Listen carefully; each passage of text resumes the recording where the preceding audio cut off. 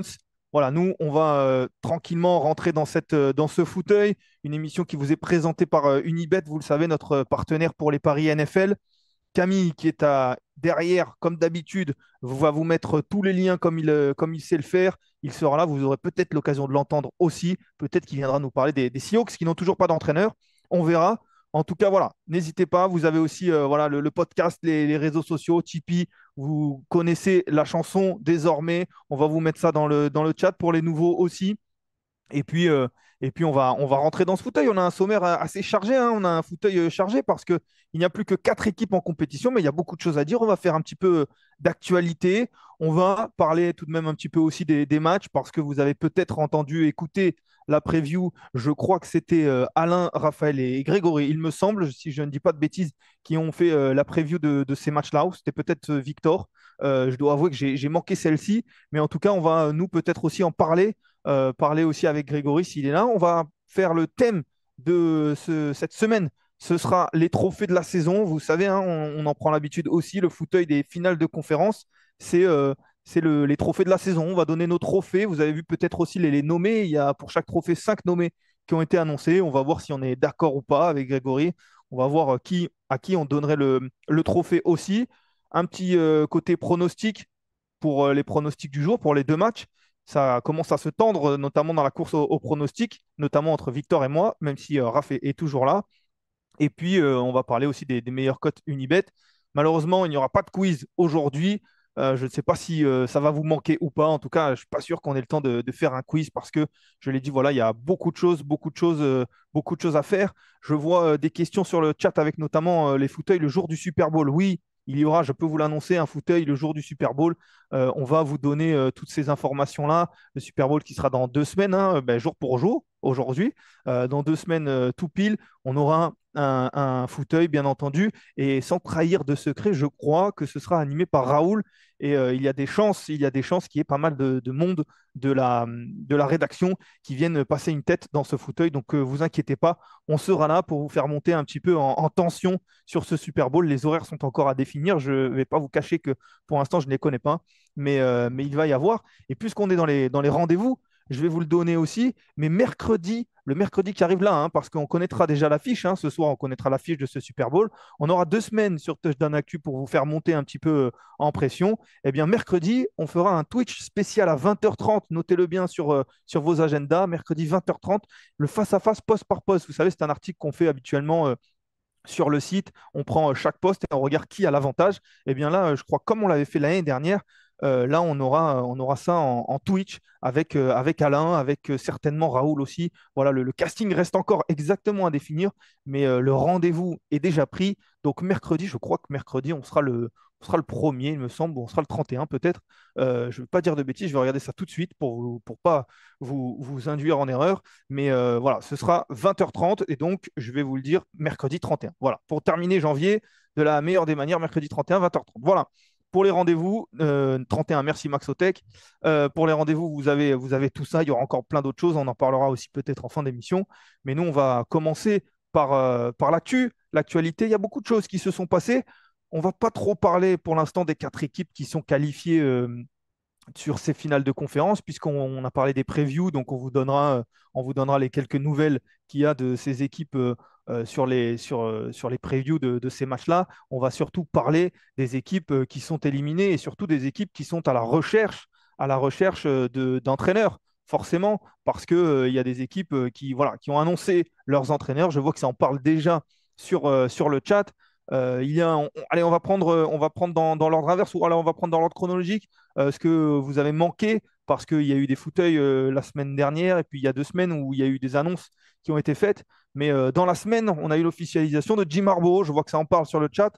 Et d'ailleurs, n'hésitez pas, hein, si vous avez des questions, n'hésitez pas à les poser. Jim Harbaugh qui a été officialisé du côté des Chargers. Moi, je pense, puisque désormais c'est chose faite, je pense que c'est une bonne chose. Alors, pour les Chargers, on verra. C'est vrai que c'est toujours difficile. C'est un coup de poker. En tout cas, ça, c'est sûr. C'est un vrai coup de poker qui est fait par les Chargers parce que Arbo, et je suis désolé si je confonds parce que c'est une habitude pour moi. Je sais que c'est Jim et je sais que John est du côté de Baltimore, mais j'ai tendance à les confondre. Je ne sais pas si c'est la même chose pour vous. J'ai tendance à confondre les prénoms. En tout cas, Jim, je pense que c'est une bonne chose parce que c'est un coup de poker. Voilà, c'est quelque chose de tenté. Il fallait tenter. Ils avaient pris Brandon Staley, qui était plus dans la mouvance des jeunes entraîneurs qui sont là pour se faire un nom, les entraîneurs qui fonctionnent, qui étaient voilà, à bonne école. On sait, on parle beaucoup de l'arbre notamment, Shannon, ces derniers temps, de tous ces coachs qui étaient, par exemple, à Washington, l'époque où Washington s'appelait encore les Redskins.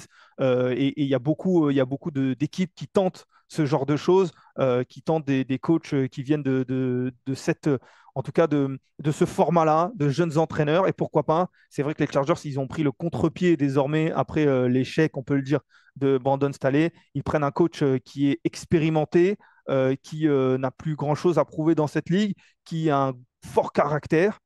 Mais pourquoi pas? Pourquoi pas? Il va falloir que ça fonctionne avec Justin Herbert. En effet, on le voit hein, notamment sur le chat, il y a Erko.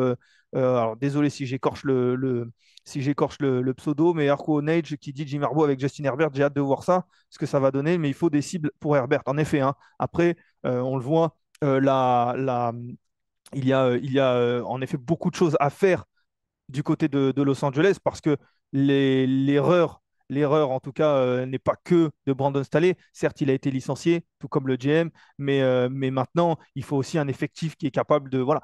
L'avantage, c'est qu'ils ont ce quarterback, ils ont ce franchise quarterback qui doit tout de même prouver encore, hein. Il ne va pas falloir tout de même voilà, dire que Justin Herbert est exempt de tout reproche. Et je vois Don Senji qui dit champion d'Europe.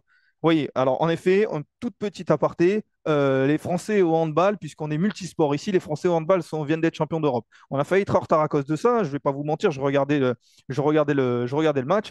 Ils sont allés en prolongation, donc j'ai eu peur qu'ils nous retardent sur ce fauteuil. Écoutez, je suis professionnel, j'ai commencé à 19h30, mais on ne va pas se mentir, on avait un petit œil tout de même sur la télé qui était du côté. Je vois que vous l'avez aussi. En tout cas, les Français sont champions d'Europe, ça c'est une bonne chose de fait.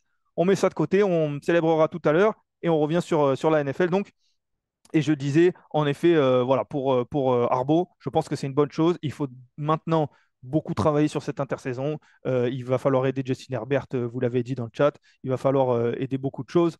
Maintenant, voilà, Arbo, c'est. Et puis, d'un point de vue spectateur, je ne suis pas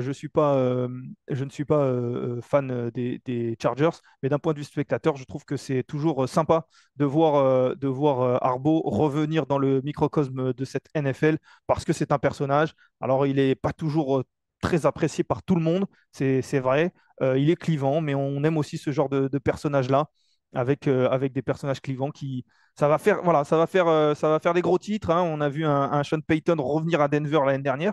C'est un petit peu pour moi la même chose. On verra s'il y aura le même, on verra s'il y aura on va dire cette même hype. On le verra. En tout cas, il a signé aux Chargers. Il y a Grégory qui m'annonce qu'il est là dans une minute. Je gagne du temps parce qu'il y a une belle annonce aussi à Atlanta et forcément, ce serait dommage de ne pas parler avec Grégory de l'annonce du nouvel entraîneur des Falcons. Donc ah ben le voici Grégory. Il attendait peut-être en salle d'attente. Grégory, ça va? Ça va et toi? Ben écoute, ça va, ça va. Bonsoir. Tu regardais le handball? Tu regardais peut-être l'équipe de France?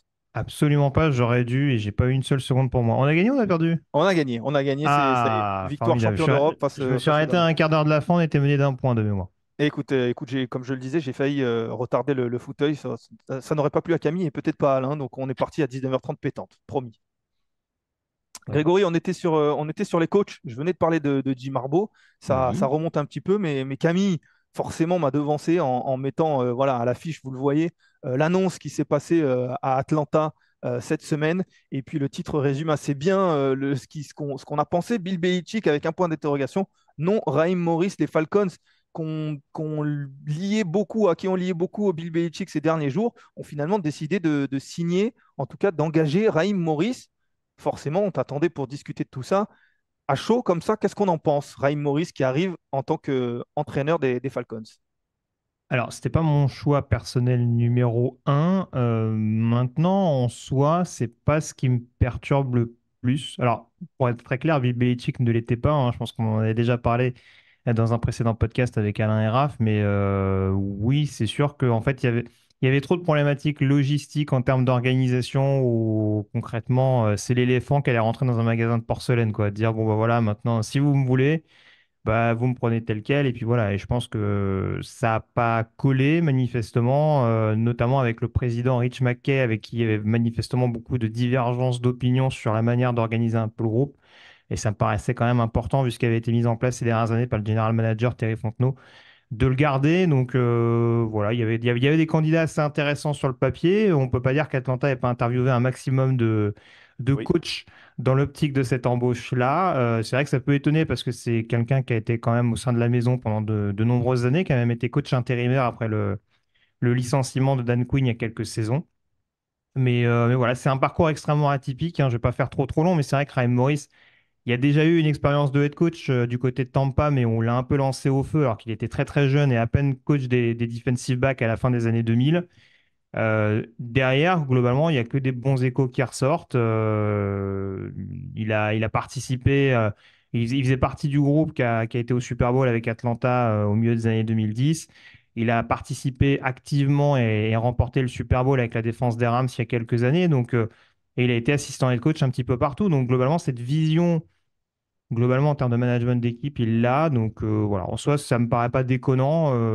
Je pense que l'organigramme va être très important et forcément, bah, avec ça, la question de savoir quel quarterback sera choisi.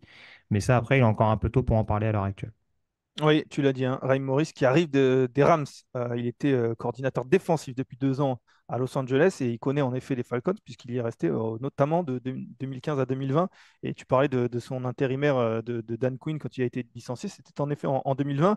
Il arrive déjà avec un coordinateur offensif qui a été annoncé, Zach Robinson, qui lui aussi vient des Rams, qui était entre autres entraîneur des quarterbacks. Mais c'est vrai que la question va être de savoir désormais qui sera à la tête de cette attaque en tant que quarterback. Il y en a deux actuellement, mais c'est vrai qu'ils n'ont pas forcément montré satisfaction. Est-ce qu'on va partir dans des directions différentes? C'est vrai que ça va être une vraie question.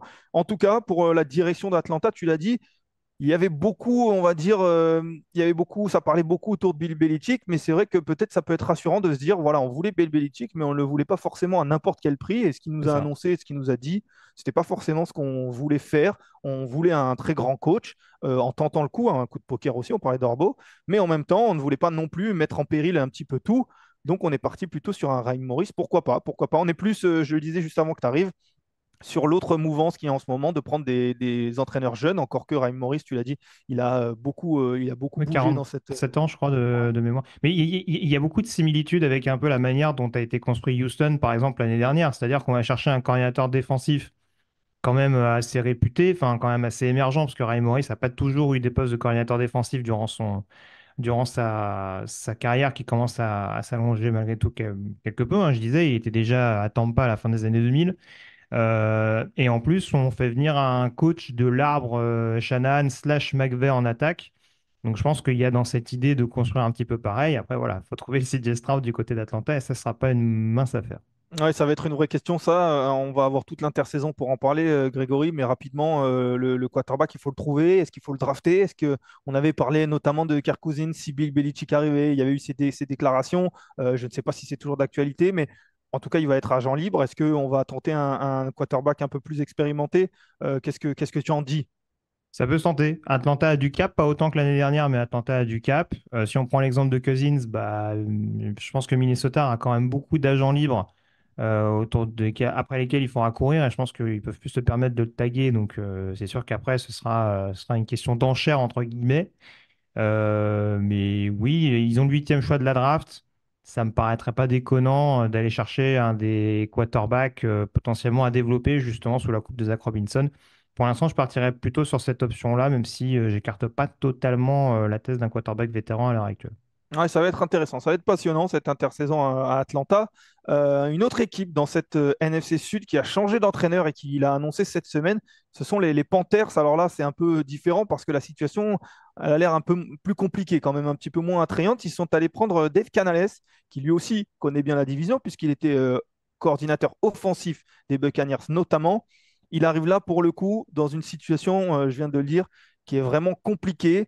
Mais on tente le coup pour Dave Canales qui va tenter de se faire un nom en tant que head coach et il va essayer de remonter la pente. Au moins, on peut le dire, il ne pourra pas faire moins bien, Dave Canales. Bah, en fait, c'est un peu le souci, c'est que ces dernières années, du côté des Panthers, on a tenté quelques paris ont été loin d'être concluants. Et là, c'est vrai qu'avec Dave Canales, ça ressemble un petit peu à ça. On peut pas dire qu'il n'a pas réussi à gagner dans les différents endroits où il est allé. Enfin, en tout cas, à faire fonctionner les attaques globales où il a fonctionné, que ce soit Russell Wilson, Geno Smith, plus récemment Baker Mayfield. Il a travaillé avec tous ces quarterbacks-là et globalement, il y a eu un très bon rendement. Donc je pense que là, il était urgent du côté des Panthers de se dire, bon, bah, on a besoin sans doute d'une vision nouvelle que n'incarnait pas Frank Reich pour pouvoir vraiment sauver le joueur pour lequel on a vendu la maison l'année dernière. Et en soi, cette décision de miser sur Dave Canales n'est pas forcément la mauvaise. Après, c'est sûr que voilà, on parle d'un coach qui a été coordinateur offensif seulement une saison. C'est toujours un peu une intrigue, ces coachs qui sont pris directement dès qu'ils ont un poste, on va dire, à plus haute responsabilité fructueux. Donc voilà, énième pari, mais encore une fois, il faut que l'organigramme suive derrière. Il y a Dan Morgan en plus, je crois, l'ancien de la maison, Oui, qui est qui promu vient d'être annoncé comme general manager. Faut exactement. voir comment se fait la collaboration, mais en soi, les Panthers, ils ont supposément leur quarterback du futur, ils ont une défense. Il y a des pièces malgré tout, donc il faut voir comment c'est exploité par ce front office assez jeune. Oui, eux, en revanche, ils ne devraient pas être sur le marché pour un quarterback parce qu'ils l'ont, Bryce Young. La question, ça va être désormais pour Dave Canales de le développer parce qu'on a vu que sa première saison, ça ne veut pas toujours dire grand-chose, hein. Normalement, il a l'avenir devant lui, mais c'est vrai que sa première saison a été compliquée pour Et Bryce de Young, surtout. l'entourer aussi, ça c'était le gros problème, c'est ligne offensive, receveur, ce serait bien qu'il ait un peu plus de gadgets malgré tout. Ouais. Ouais, et sur le chat, on nous dit Tars Welder qui nous dit quel autre profil aurait pu accepter les Panthers. C'est vrai qu'on a eu l'occasion d'en parler quand tous ces postes devenaient libres. Et on le disait, celui-ci, c'est peut-être, sauf si on a l'image d'un Bryce Young et qu'on imagine Bryce Young vraiment exploser, il y a certains coachs qui peuvent l'imaginer, c'est vrai que c'était peut-être le poste le plus difficile à accepter et peut-être justement pour les Panthers, le poste, en tout cas, les personnes les plus difficiles à attirer. Peut-être pour ça qu'on est allé prendre un Dave Canales, qui peut fonctionner, hein, qui peut fonctionner, mais c'est vrai que c'était un petit peu le moins attrayant, d'autant qu'ils n'ont même pas leur premier tour de draft cette saison, on le rappelle, qui va aller du côté de Chicago. Donc ça va être compliqué. Il y a eu du changement aussi à Philadelphia. Grégory, il faut en parler parce que l'entraîneur n'a pas été licencié. On en parlait un petit peu après cette élimination surprise. Par contre, on a fait un ménage total et notamment au niveau des coordinateurs. On a dégagé, si on peut dire, les deux coordinateurs offensifs et défensifs. On le sait que notamment dans la saison, coordinateur défensif, ça a été aussi une vraie question. Et là, Vic Fangio est arrivé pour gérer la défense. Kellen Moore est arrivé pour gérer l'attaque. Vic Fangio qui était à Miami l'an passé, en tout cas cette saison, si vous considérez que la saison est encore en cours, ce qui est le cas. Et Kellen Moore, lui, était aux Chargers. En tout cas, il y a deux noms qui sont arrivés, Grégory, ça c'est sûr. Oui, oui, alors c'est sûr, je pense que c'était un peu pardon, la condition sine qua non pour que Sirianni reste, c'est-à-dire que manifestement, on voulait sans doute pas repartir d'une feuille blanche de la part de Howie Roseman et du propriétaire Jeff Lurie, mais voilà, expliquer que concrètement, si tout s'était écroulé, c'est que manifestement, en interne, tout n'était pas au beau fixe. On savait de toute façon depuis plusieurs semaines maintenant qu'il y avait des soucis quant à savoir qui dirigeait vraiment la défense. Enfin, en tout cas, il y a eu quand même une petite panique ouvertement avouée par Nick Sirianni dans ce domaine-là.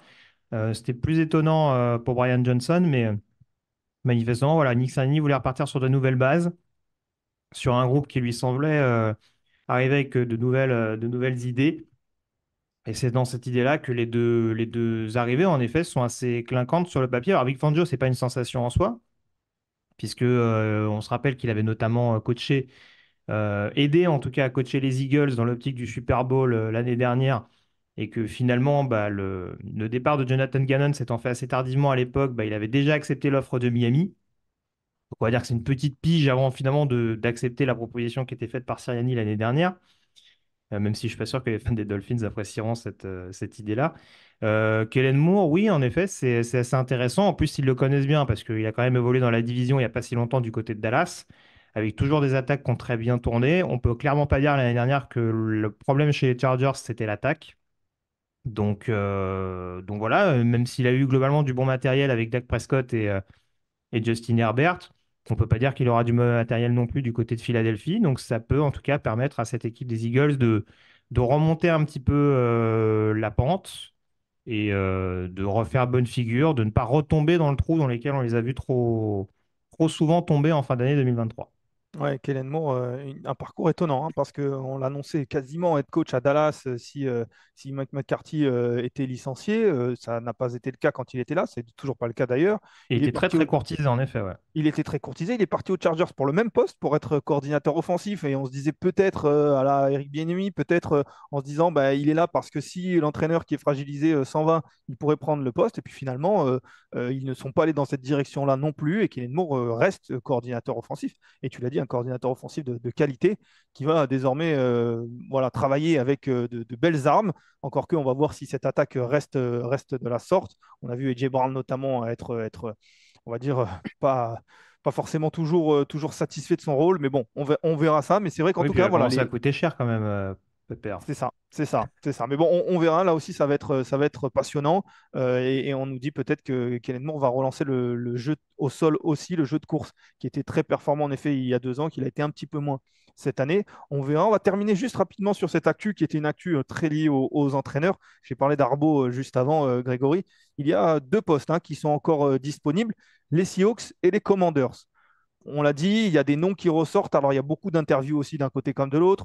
Il y a pas, alors, ils ne sont pas forcément liés, mais Bill Belichick est toujours libre. Pas sûr qu'il entraîne. Il y a des news qui commencent à sortir comme quoi 2024 serait pas forcément une année où il entraînerait. Pete Carroll est toujours là. Alors, il ne va pas aller aux Seahawks puisqu'il vient d'en être licencié. On parle aussi des coordinateurs offensifs qui sont un peu hypés en ce moment. Bobby Slowick du côté des Texans, Ben Johnson qui est encore en playoff. Voilà, il y a 2 postes en tout cas. Et c'est vrai que ben, maintenant, les candidats, il y en a de moins en moins, mais il reste encore des belles choses pour ces deux équipes, Grégory. Oui, très clairement. Alors, c'est vrai que c'est toujours un petit peu particulier. Alors, c'est pas une vérité absolue, mais c'est vrai que généralement, les équipes qui attendent le plus, on peut quand même se dire que c'est des équipes qui peuvent avoir une très haute estime de coachs qui sont encore en playoff. Donc, du côté des Commanders, et je pense que c'est pas non plus une révélation que je vais apprendre à tout le monde, mais je pense qu'on va avoir les yeux braqués du côté de San Francisco ce soir parce que on parle beaucoup de Ben Johnson, comme tu l'as dit, on parle aussi d'Aaron Glenn, le coordinateur défensif des Lions, donc je pense que ce sera une espèce de casting grandeur nature et que ça se jouera en effet dans la shortlist qui a l'air de se disputer ou avec Bobby Slowick ou avec Dan Quinn, qui sont d'ailleurs eux aussi deux candidats très suivis du côté de Seattle. Et je pense que du côté des Seahawks, pareil, même logique, même si je pense qu'en effet, les deux coachs cités, pardon, sont assez bien pourvus. Quinn, on rappelle qu'il connaît la maison en plus pour y avoir coaché et gagné un Super Bowl là-bas. Mais c'est vrai qu'il y a ces rumeurs, notamment sur, enfin, c'est pas une rumeur, il y a cette demande d'interview qui a été faite vis-à-vis de Mike McDonald, le coordinateur défensif des Ravens. Et je ne peux pas m'empêcher de me dire que c'est tout sauf une coïncidence que, encore une fois, ces deux équipes-là continuent de temporiser. Voilà, des fois, on se dit que faut pas trop perdre son temps si on veut le coach qu'on espère. Des fois, c'est bien aussi justement de temporiser un peu et d'être sûr d'avoir un large choix avec les candidats qui restent pour être sûr de ne pas se tromper. San Francisco, à l'époque, avait été une des dernières équipes à choisir son coach. quand ils ont été tout contents de récupérer Shanahan à l'intersaison. Donc, à suivre. Oui, c'est vrai, hein, j'ai parlé de Johnson et de Slowy qui est plus en playoff, mais c'est vrai qu'il y a les deux coordinateurs, notamment des Ravens, qui sont courtisés. Tu as parlé de McDonald en attaque, il y a Todd Monken aussi, qui parfois revient dans les noms qui sortent sur certains postes. Donc c'est vrai que ça va être plutôt intéressant. Voilà. En tout cas, il reste deux postes à pourvoir et les candidats ne manquent pas. Et on verra un petit peu ce que les Seahawks et les Commanders vont choisir. Grégory, rapidement, on va, avant de rentrer sur le thème, parler un petit peu des matchs qui nous attendent. Je crois que tu l'as déjà fait, non? Je ne sais pas si tu étais sur la preview de la semaine Non. avec Alain ou peut-être Raoul. On va rapidement parler de ces matchs-là, hein, notamment le premier. On parlait des Ravens tout à l'heure, qui accueillent donc les Chiefs. Les news, je vous le disais, côté Ravens, on a en tout cas désormais à disposition Marc Andrews, qui a été annoncé comme potentiellement qui pourra jouer potentiellement ce match-là. Est-ce qu'il va jouer ou pas? Ça, c'est quelque chose qu'on verra. En tout cas, s'il revient, c'est une bonne chose pour une attaque qui performe déjà plutôt bien et qui peut rajouter une cible à défendre pour les Chiefs, Grégory. Oui, clairement. Alors, je ne sais pas si en effet il sera à 100% et il sera utilisé sur tous les snaps. J'ai des gros doutes là-dessus, en effet.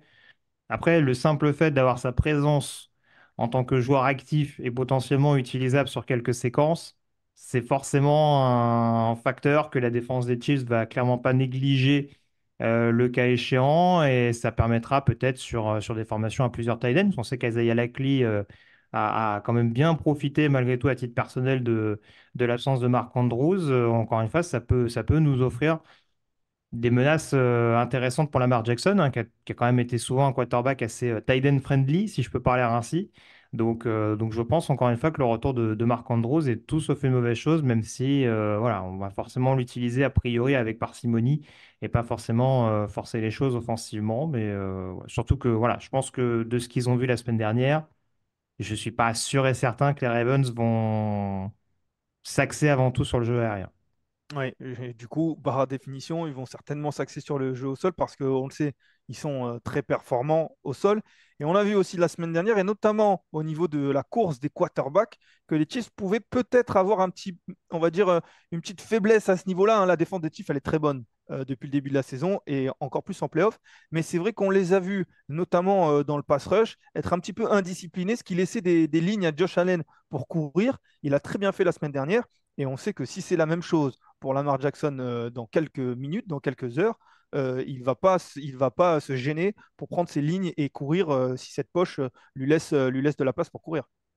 Oui, exactement. Et c'est vrai que tu l'as bien dit. En fait, le vrai souci avec cette équipe des Chiefs, mais alors, c'est le cas en défense, c'est le cas également en attaque, c'est que malheureusement, on ne sait jamais quel visage on va avoir d'une semaine à l'autre, on ne sait jamais quel visage on va avoir d'une mi-temps à l'autre.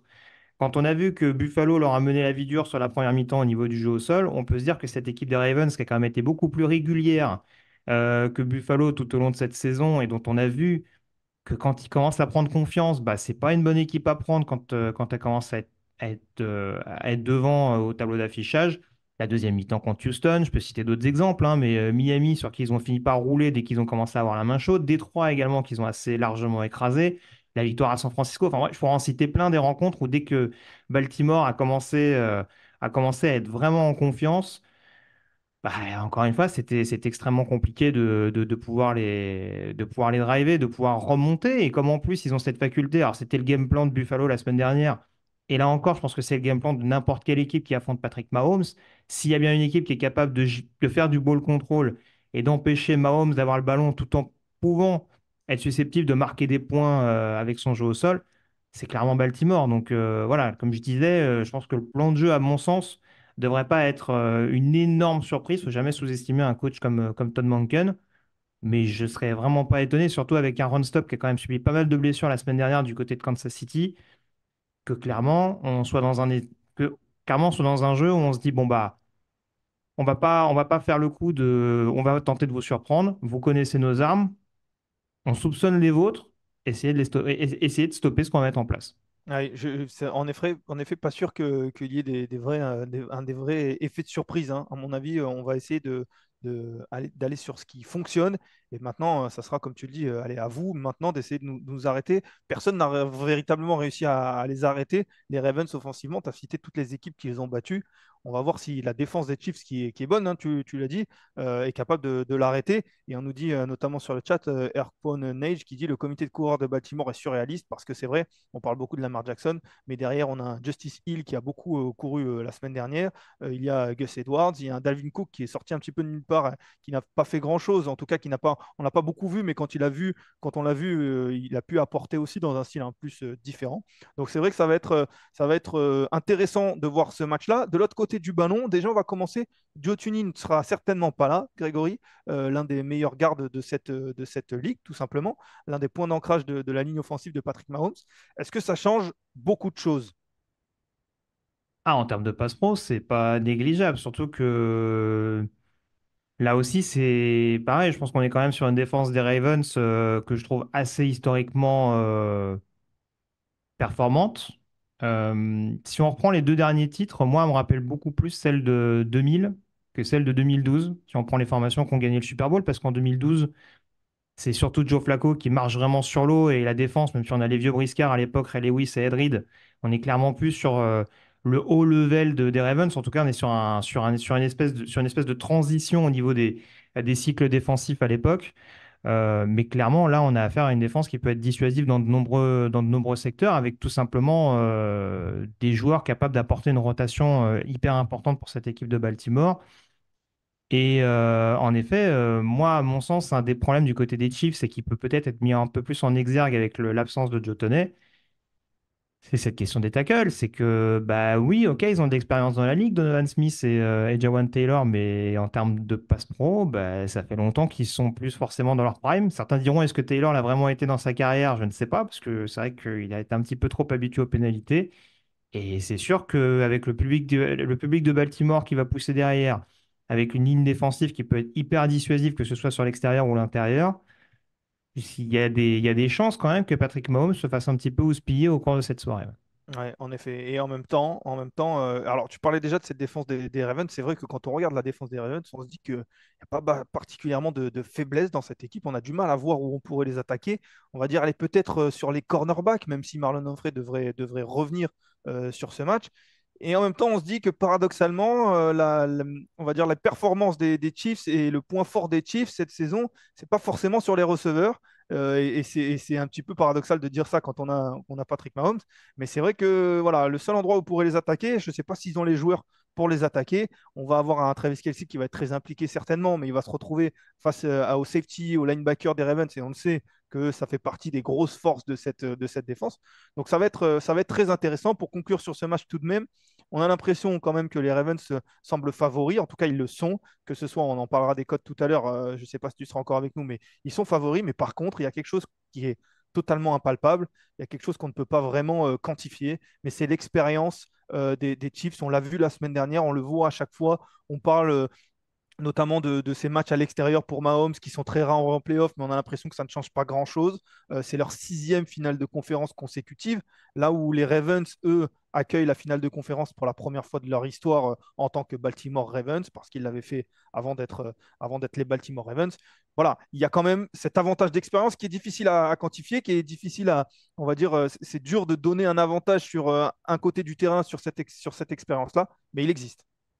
Oui, clairement, et c'est sûr que je parlais notamment de la pression qui va être mise sur Patrick Mahomes. C'est toujours pareil. Réussir à émettre la pression, c'est une chose.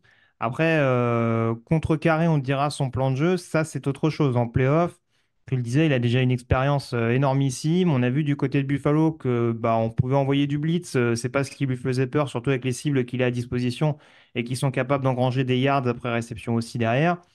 Donc voilà, l'idée c'est qu'il va pas trop falloir, il va pas falloir essayer d'en faire trop pour essayer d'éblouir Patrick Mahomes. Il va falloir être dans un espèce d'entre-deux. C'est toujours facile à dire un petit peu quand on n'est pas coordinateur, hein. C'est la formule un peu bébête.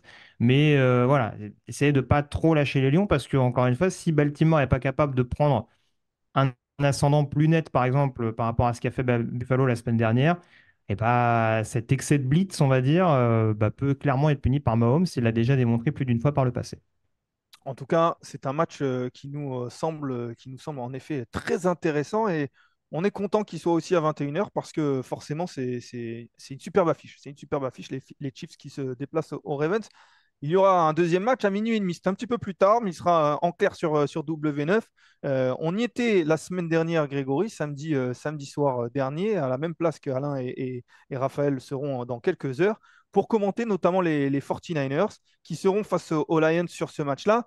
Ils s'en sont sortis, les 49ers, un petit peu par la petite porte, entre guillemets, en tout cas dans les toutes dernières secondes face aux Packers, grâce à une pénalité, comme on le dit au rugby, grâce à un field goal dans les derniers Un instants. coup de pied sur le poteau du milieu, tu veux dire? Le poteau du milieu, le fameux Ah, poteau très du bien. milieu, sachez que Grégory, vous ne l'entendez pas forcément à l'antenne parce qu'on est souvent voilà, soit avant, soit après, mais Grégory me chante beaucoup sur le fameux poteau du milieu. Donc ça devient un défi pour moi. Je ne sais pas si vous avez l'occasion d'écouter les commentaires sur Sisplay ou sur W9, mais ça devient un défi pour moi de placer le poteau du milieu en bon amateur de rugby que je suis. Et je sais que Grégory l'est aussi, donc Tout il à fait. apprécie. Il Passer un apprécie. excellent week-end de rugby, mais là n'est pas la question. Exactement, pour toi comme pour moi, donc ça va. C'est Grégory qui est supporter du Stade français, et C'est forcément, vous le ça. savez, supporter de Toulon pour moi. Voilà. Aparté terminé, on a fait un petit aparté handball, un petit aparté rugby. Il y aura peut-être du football qui arrivera tout à l'heure. Voilà, on est multisport, mais on est surtout football américain. Et donc, ce match entre les 49ers et les Lions, Grégory, les 49ers ne nous ont pas forcément rassurés la semaine dernière, et en même temps, ils l'ont emporté tout de même. Ils se sont sortis face à une équipe des Packers qui était, on ne va pas revenir dessus, mais qui était très solide. Là, ils affrontent les Lions dans une construction d'équipe un peu différente. Mais là aussi, ils auront la pression avec un Kyle Shanahan qui, cette fois-ci encore, doit passer cette fameuse finale de conférence, là où les 49ers butent depuis 2 saisons désormais. Oui, alors c'est sûr que là, la différence, c'est qu'a priori, ils joueront à domicile, ce qui n'était pas le cas il y a 2 ans à Los Angeles et l'année dernière du côté de Philadelphie. Donc c'est sûr que ça a peut-être un petit peu conditionné la chose, hein. Ils perdent vraiment de très peu face aux Rams. Et le match à Philadelphie, bon, je vais pas vous refaire le scénario, mais ça aurait été bien avec un quarterback titulaire quand même, à minima un vrai quarterback, entre Ouais, guillemets, voilà. hein, Un sans quarterback faire tout court. injure Ouais, à... Je crois que c'était Josh Johnson à l'époque qu'on avait lancé ouais. dans le grand bain, mais bon, qui aujourd'hui n'a plus forcément l'étoffe, ne serait-ce que d'un quarterback numéro 2. Oui, oui, en effet, il y a ce plafond de verre, on va dire, qu'on n'aurait plus forcément à casser du côté de San Francisco depuis 2019, je crois, c'était la dernière finale, hein, perdue contre les Chiefs. Exactement. Donc c'est sûr qu'il y aura pour objectif de le faire, surtout que face à une équipe de Détroit qui malgré tout est assez néophyte à ce stade de la compétition, qui est déjà sur un nuage, après ne pas avoir gagné de match de playoff pendant plus de 30 ans, et là ils en gagnent deux d'un coup à la maison. C'est une équipe qui a repris littéralement, enfin c'est une équipe qui est en feu depuis le mois d'octobre 2022 ou octobre-novembre 2022, donc c'est sûr qu'il n'y a pas grand-chose pour l'instant qui peut altérer leur confiance. Je disais lors du podcast de débrief en début de semaine que, à mon sens, ça peut être un match un peu différent de ce qu'on a vu face à Tampa parce que il y aura peut-être moins une pression populaire, le fait justement de se dire qu'on est clairement dans la peau de l'outsider. Peut-être qu'on va jouer avec un peu moins de pression du côté de Détroit, qui joue quand même au passage la première participation de la franchise au Super Bowl enfin, voilà, De l'histoire dans de la l'histoire des franchise. Lions. Ouais. Hein, on rappelle que Détroit, c'était une équipe avant le Super Bowl, mais dans l'ère Super Bowl, c'est plus que compliqué. Mais non, non, pour répondre à ta question, très clairement, oui, San Francisco doit se remettre en confiance parce que malheureusement, du côté de Green Bay, on a mis beaucoup trop de temps à se mettre dans le rythme. Certains diront à raison, j'en fais partie, que bah, le fait d'avoir reposé les titulaires pendant la dernière semaine de saison régulière, plus d'avoir été exempté de premier tour de playoff, ça n'a clairement pas aidé dans la tâche des Niners. Là, bon, a priori, il n'y a pas trop d'excuses, je dirais, sur le papier pour pas passer face à Détroit, qui encore une fois, a une expérience clairement moindre à ce stade de la compétition. Oui, tu l'as dit, hein, il y avait quelques excuses alors qui n'ont pas été avancées par les 49ers eux-mêmes, mais c'est vrai qu'on a dit, voilà, ils étaient peut-être pas forcément dans le rythme, on le disait. Il y avait la pluie aussi, on sait que ça peut parfois gêner notamment Brock Purdy. Il pleuvait beaucoup à San Francisco la semaine dernière. Deebo Samuel est sorti très rapidement du match et on le sait aussi, il était censé faire partie de manière intensive du plan de jeu de Kyle Shanahan. Là, normalement, aujourd'hui, ils seront dans le rythme parce qu'ils ont joué la semaine dernière. Dibo Samuel va être de retour. Encore une fois, on verra s'il est à 100%, mais normalement, il devrait être de retour. Et il y a peu de chances qu'il pleuve dans ce match-là. Donc, toutes les excuses, tu l'as dit, sont éliminées. Et désormais, ça va être face aux Lions. Tu parlais de manque d'expérience des Lions. C'est vrai que l'équipe en général et l'expérience collective n'est pas là. En même temps, sur les postes clés que sont notamment le quarterback Jared Goff, qui est déjà allé au Super Bowl, on le rappelle, face aux Patriots notamment. Dan Campbell, lui, qui a déjà joué, en tout cas qui a déjà participé à des finales de conférence, notamment avec les Saints. Il y avait cette photo qui circulait sur Twitter où les deux hommes s'étaient rencontrés lors de la finale de conférence, la fameuse entre les Rams et les Saints, lors du Super Bowl Saison des Rams, 2018, février saison 2019. 2018 Mm. exactement, avec cette fameuse passe interférence ou pas. Chaque supporter le verra à sa sauce. En tout cas, voilà, il y a un petit peu quand même d'expérience individuelle, mais reste à le voir de manière collective. Ça va être un gros match. Ça peut être un match, malgré une défense des 49ers qui est solide et qui, on peut le dire, a fait gagner l'équipe la semaine dernière. Ça peut être un match où on va avoir beaucoup de points. Et c'est peut-être la façon pour les Lions de gagner, c'est de marquer, d'être sur un feu d'artifice et de marquer, je vais enfoncer une énorme porte ouverte, mais de marquer plus de points que l'adversaire. Bah, tu vois, je sais pas si pour moi c'est un match forcément offensif sur le papier. C'est deux équipes qui se sont construites avant tout par les lignes, qui ont vraiment mis l'accent sur ce secteur-là, et c'est forcément le facteur important, surtout que moi, ce qui m'inquiète un peu plus du côté des Niners, qui voilà, ont le roster qu'ils ont l'expérience qu'ils ont réalisé quelques ajouts importants défensifs qui, pour la rotation, n'est pas négligeable. Le retour de Deebo Samuel, en effet, qui ne gâche rien. Mais c'est vrai que j'ai été quand même un peu perturbé par le fait que leur ligne offensive se fasse quand même pas mal bousculer par la défense de Green Bay, hein, qu'on annonçait quand même en difficulté à raison, hein. Il y a le coordinateur défensif qui a été viré pendant la semaine, c'est tout sauf un hasard, mais c'était pas forcément le jeu contre la passe de Green Bay qui posait problème. Mais ouais, je les ai quand même vus un peu trop en difficulté à mon goût. Et c'est sûr que face à cette équipe de Détroit, qui n'est pas forcément la meilleure équipe en termes de sac, hein, j'adore le rendement d'Aidan Hutchinson, mais c'est pas le secteur dans lequel il sévit le plus, même si on a vu que face à Tampa, qu'il était capable de faire des dégâts, notamment sur troisième tentative. Je surveillerai quand même cette donnée-là, mais c'est vrai que, à mon sens, ça peut être un match un peu plus cadenassé, notamment parce qu'on aura peut-être des lignes défensives qui vont poser plus de problèmes que prévu au line adverse. Donc, moi, c'est plus là-dessus que je verrai ça. Je pense que ça va énormément courir. En tout cas, jouer assez court de part et d'autre, hein. Encore une fois, San Francisco, je pense que voilà, jouer dans les petits secteurs pour trouver Ayuk, Kittle, Samuel, je pense que ça, ils ont quand même l'habitude de faire. Et même Détroit, Ben Johnson ne nous a pas habitué à faire du jeu ultra vertical par moment.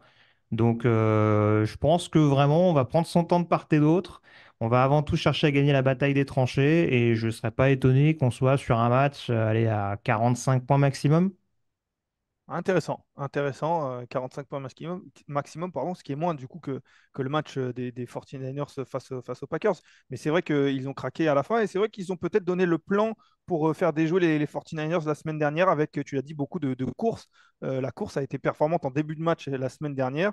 Il y avait eu aussi pas mal de pression mise sur la ligne offensive des 49ers, qui est un vrai point d'interrogation. Je suis assez d'accord avec toi parce que certes, Trent Williams est là, mais sur du moins la protection de passe, c'est vrai que ça va être un vrai point d'interrogation. Reste à savoir, tu l'as dit, si les Lions vont être capables de profiter de cette potentielle faiblesse. Ça va être un match très intéressant. Et puisqu'on pose la question sur le chat, c'est bien le match à minuit et demi et c'est celui-ci qui sera diffusé sur W9 et commenté par Alain et Raphaël. C'est Polak qui demandait. Et j'ai énervé quelques personnes en parlant de la fameuse passe interférence, en disant ou pas. C'est vrai qu'il n'y a pas vraiment de débat, mais j'ai essayé de rester politiquement correct pour les deux clans de supporters. C'est vrai que bon, voilà, il y a quand même une jolie petite passe interférence. Voilà. Mais bon, officiellement, il n'y en a pas eu. Il n'y en a pas eu, donc on en reste là. Grégory, on va passer au thème de la semaine, les trophées de la Mhm. saison, si tu le veux bien. Allons-y. Comme c'est la tradition, avant les finales de conférence, on donne les trophées de la saison parce que la NFL les annonce officiellement, je crois, un ou deux jours avant le Super Bowl. En tout cas, c'est dans la semaine du Super Bowl. Ce sera en direct de Las Vegas. On espère qu'on pourra le couvrir pour vous. Donc, du coup, nous, on le fait pendant ce fauteuil, d'autant que les nommés déjà ont été donnés pour quasiment chaque trophée. On va prendre les nommés, puis on va déjà dire s'il y a des oubliés, s'il y a des joueurs qu'on aurait pu voir dans les nommés. Puis après, on va donner nos trophées, qui ne sont pas forcément les trophées qui vont être donnés, mais ceux qu'on aurait aimé voir. Et on va commencer crescendo, on va commencer par le comeback player, le joueur revenant de l'année. Grégory, c'est toujours un trophée un peu flou, c'est vrai, c'est pas forcément c'est difficile de voir qu'est-ce qu'on entend par revenant, par comeback player. Est-ce que c'est un joueur qui a joué? Est-ce que c'est un joueur qui n'a pas joué du tout? Je vais donner les cinq nommés. C'est Joe Flacco, Damar Mhm. Hamlin, le défenseur des Bills, Baker Mayfield, Matthew Stafford et Tua Tagovailoa. On a des joueurs qui ont joué l'année dernière qui n'ont pas été très bons. Il y a des joueurs qui ont été blessés l'année dernière. C'est toujours particulier déjà ce trophée. Est-ce qu'il y a il y a un joueur qu'on a oublié ou ça te paraît assez cohérent sur ces cinq nommés? Il me semble pas. Après, pour être totalement transparent avec toi, j'ai pas la liste de tous les blessés notables de l'année dernière.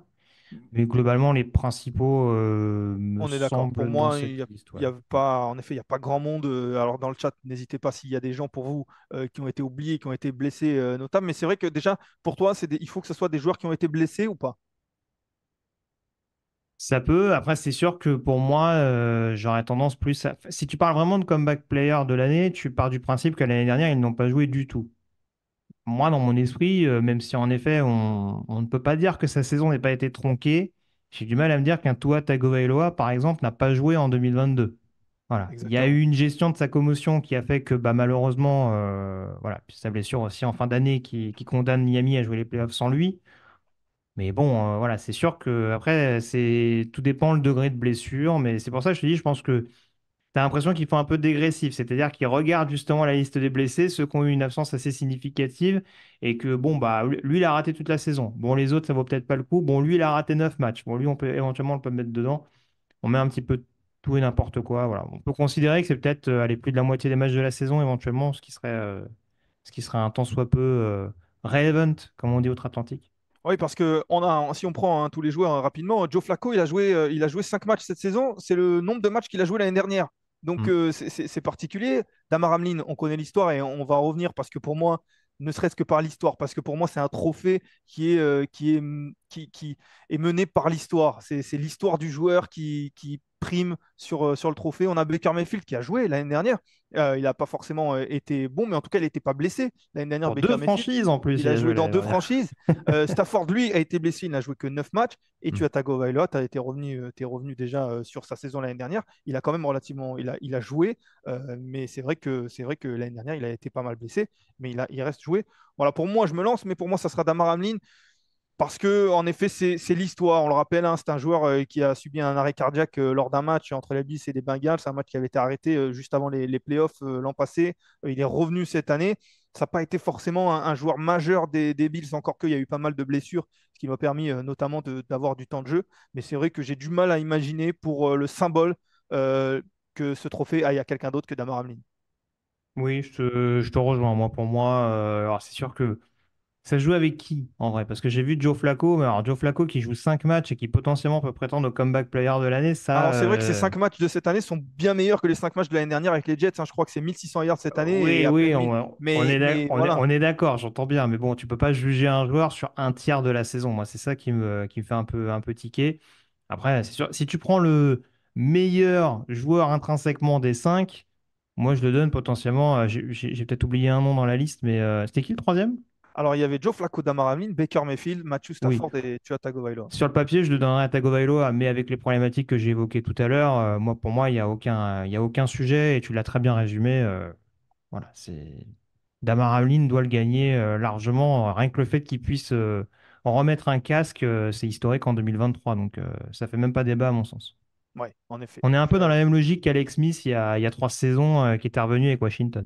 Oui, exactement, exactement. Et c'est vrai que ça peut être là avec une blessure encore plus, et encore que celle d'Alex Smith était très grave, mais disons que bon, Damar Hamlin, une blessure qui a été encore plus choquante, peut-être avec l'arrêt du match et tout ça. On va parler des rookies désormais. On va faire un package avec les offensifs et les défensifs. Greg, on va commencer par l'attaque avec les Mhm. nommés qui ont été donnés par la NFL. Jamir Gibbs, Sam Laporta, deux joueurs des Lions qu'on va voir ce soir. Puka Nacua, Bijan Robinson et CJ Stroud, pardon. Alors déjà, moi, je vais me lancer, mais pour moi, alors c'est toujours difficile et je vois pas qui on aurait pu enlever, encore qu'on pourrait en débattre. Devon A-Chain, qui aurait pu, qui était le rookie, Oui. qui était rookie à Miami, je lui aurais pas donné le trophée, mais il aurait peut-être mérité d'être dans les 5. Qu'est-ce que t'en dis? Oui, je suis d'accord. Il me semble qu'il n'est pas dans ta liste, mais un Zay Flowers, par exemple, a pas été déconnant du côté de Baltimore non plus. Jordan Addison fait une bonne saison à Minnesota. Non, il y a quelques joueurs qu'on aurait pu citer. Après, les 5 noms, Là, c'est pareil, je tombe pas vraiment en match. Certains pourront tiquer avec mon vainqueur de cœur, qui est Bijan Robinson, qui malgré tout, malgré sa bonne saison statistique, je trouve, il y a eu beaucoup de hauts et beaucoup de bas, mais on peut pas dire que son impact n'ait pas été notable du côté d'Atlanta en 2023.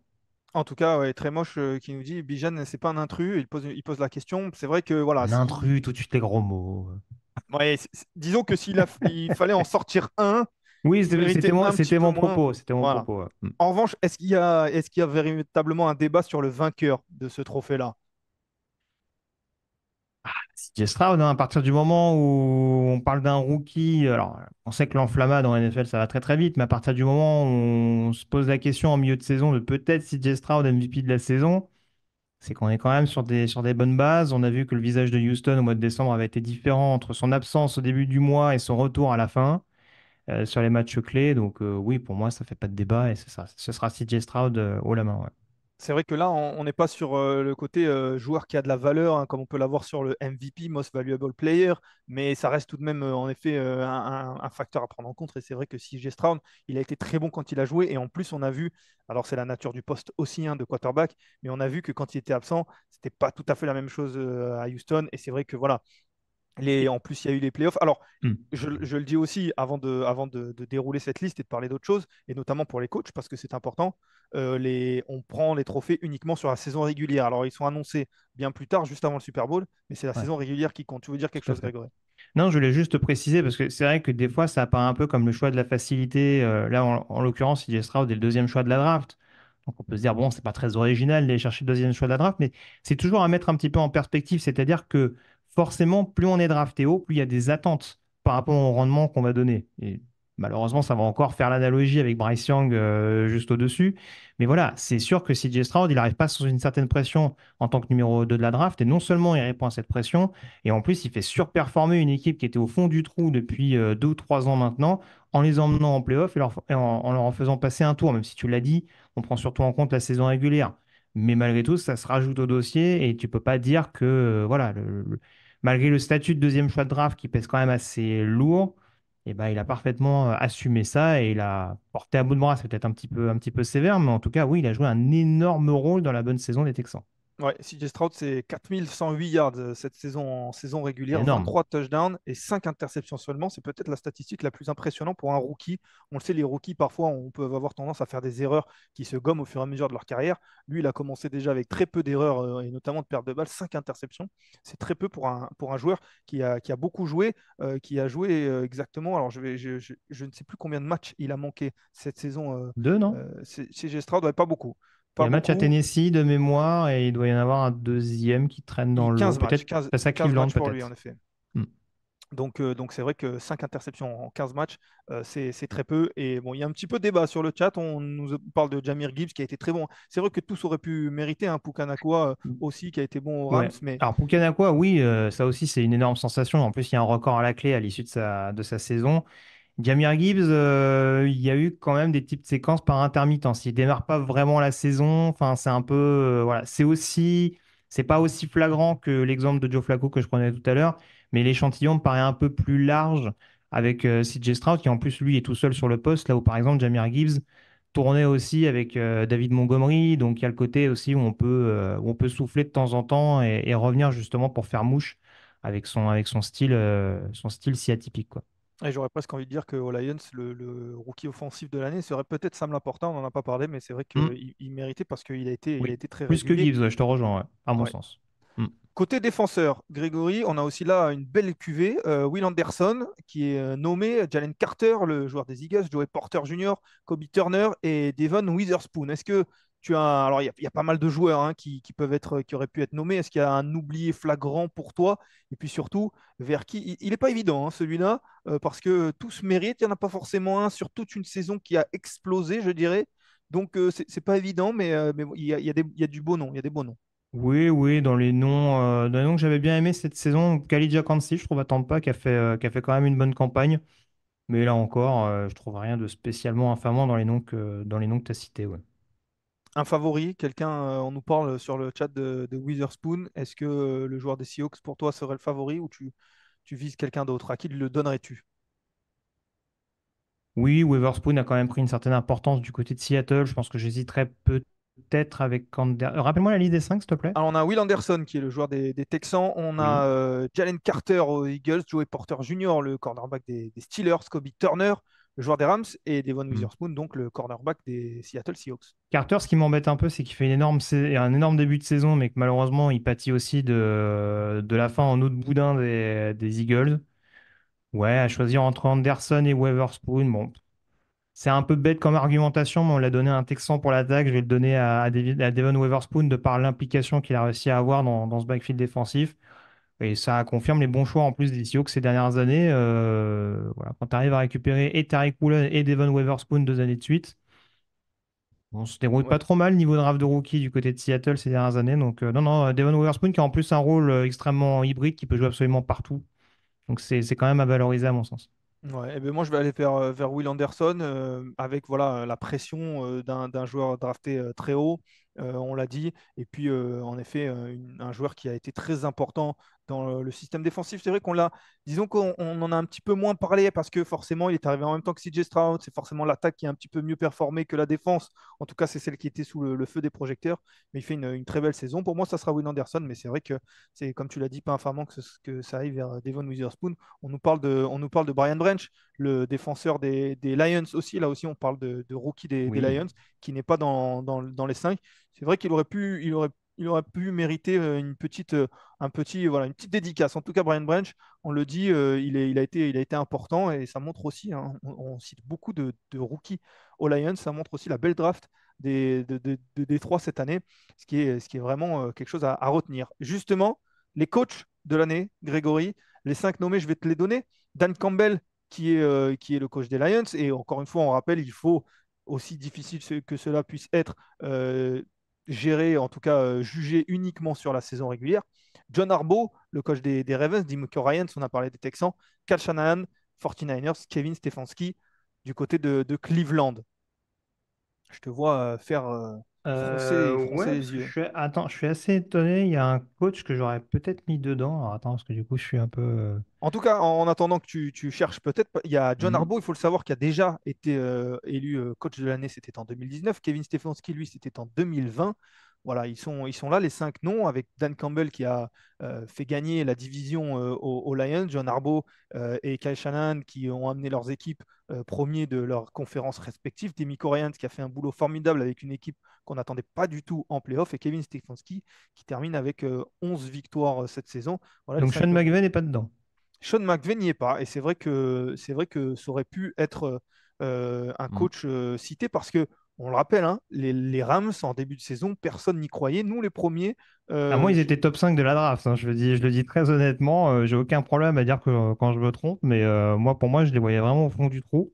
écoute, en tout cas, je crois que tu n'étais pas là. Donc, en plus, je vais me mettre un tir à moi aussi. Mais je crois qu'avec Alain et Raphaël, on les avait mis 29e du Power Ranking de début de saison.